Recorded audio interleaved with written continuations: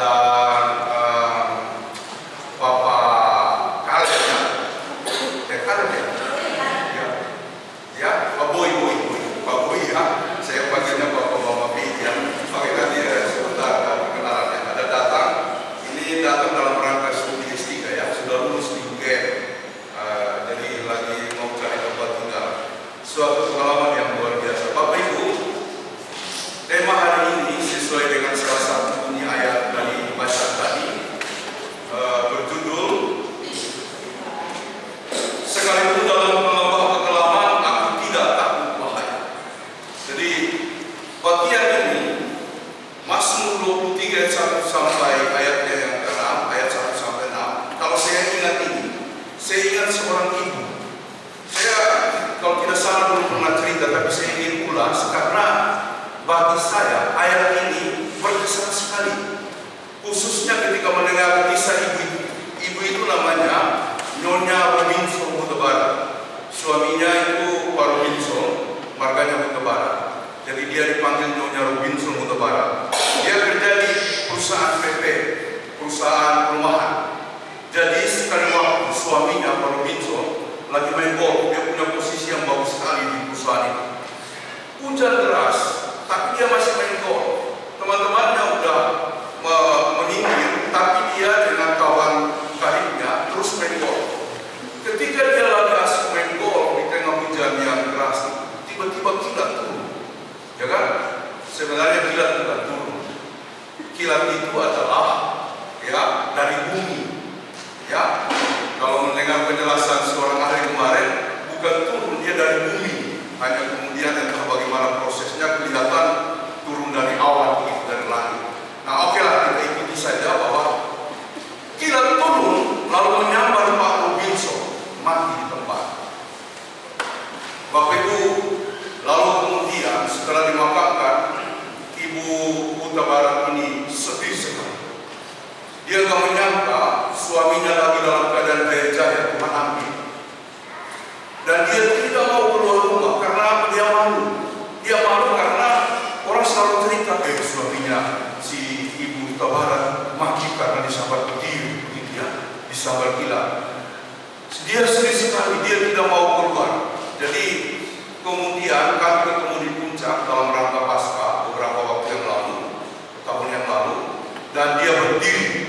Dia bilang kesaksiannya, 13 tahun saya meninggalkan persekutuan kantor di PPI. Saya tidak mau datang karena saya malu, juga karena saya terpukul.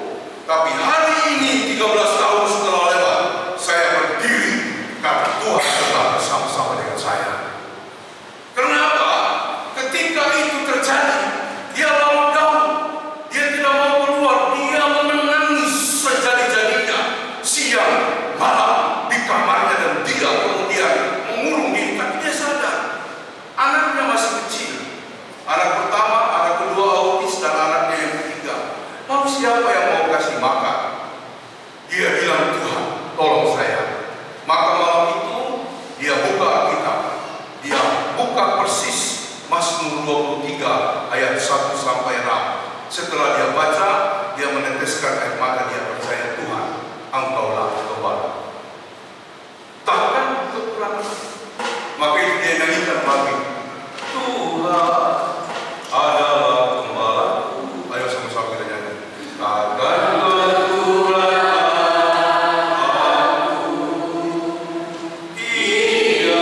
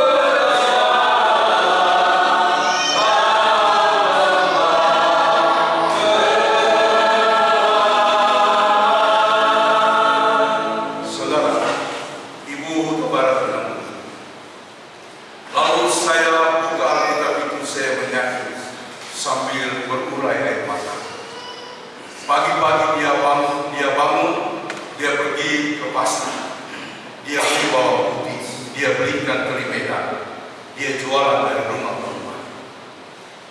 Begitulah dia berjuang demi 3 anak. Kemudian dia pergi ke Tanah Abang, beli pakaian, dia jajakan dari teman ke teman. Dia bilang, Tuhan, aku tidak takut bahaya.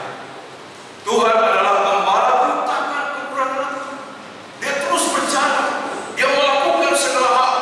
Ya kan, orang Batak itu kalau sudah spiritnya naik, tembok pun dia lawan. Ya, kalau Batak ya, kan sudah ada survei yang saya pernah sampaikan. Ya kan, suku yang paling banyak melahirkan sarjana suku apa? Suku Batak. Ya kan, 18,09%. Di bawahnya Minang, terus lalu kemudian Bali, Bugis, ya kan? Saya cari-cari pos di mana tidak ada, 0,0 sekian persen, jauh sekali kita ya. Ya rata-rata sudah. Oke, dia berjuang, dia lalu kemudian setelah itu di dalam kesaksiannya Tuhan memang selalu buka jalan buat dia. Anaknya yang pertama sudah lulus pada waktu itu. Anaknya yang kedua karena autis, dia harus bimbing, dia harus rawat. Dan anaknya yang ketiga pada waktu itu lagi persiapan skripsi Fakultas Kedokteran di UI. Semua orang bilang ini luar biasa. Dan dia katakan, bukan saya yang luar biasa, tapi Tuhan adalah gembala, takkan kekurangan. Saudara-saudara, bagian ini sedang menceritakan pengalaman Daud. Jadi diperkirakan Daud menulis akhir Mazmur ini pada saat dia menjadi penggembala ternak. Dia masih muda, jadi dia lagi menggembalakan ternak, dia merenungkan hidupnya, dan jadilah sebuah syair yang sangat indah. Ini semua tahu, dan gereja-gereja melahirkan banyak sekali lagu berdasarkan Mazmur 23 ayat 1 sampai 16. Jadi saudara-saudara, Daud waktu itu mempunyai visi bahwa seorang raja harus menjadi gembala. Pada zaman lampau, gembala itu, raja itu adalah gembala. Jadi kualitas seorang pemimpin terletak di situ. Dia jadi gembala bagi rakyatnya atau bukan. Dan itu diadopsi oleh gereja. Ya bukan diadopsi ya, kita mewarisi spirit seorang gembala. Kalau mau menjadi pemimpin, makanya di gereja topiknya selalu sama. Bicara pemimpin harus melayani. Melayani adalah bagaimana orang menjadi seorang gembala. Jadi saudara-saudara, kalau kita mau menjadi pemimpin, maka pilihlah Mazmur itu untuk membangun sebuah bingkai berkegiatan atau bingkai kepemimpinan. Harus melayani, pintar-pintar mendengar, mengerti orang yang di bawah. Kalau ada seorang pemimpin dibenci oleh rakyatnya, bukan pemimpin dalam konteks ayat ini. Dia bukan seorang gembala. Jadi orang pemimpin itu harus melayani. Oke, saya akan mulai satu persatu secara ringkas. Yang pertama, saudara-saudara, sebagai pembuka, Tuhan adalah gembalaku, takkan kekurangan aku. Jadi kalau kita bergumul, saudara, maka Daud menasihatkan kita, sujudlah di hadapan Tuhan dan katakan, Tuhan, Engkau gembalaku, takkan kekurangan aku. Saya seringkali menyampaikan, penderitaan paling mudah menggoyahkan perasaan-perasaan kita. Derita sakit penyakit paling cepat melunturkan daya tahan kita.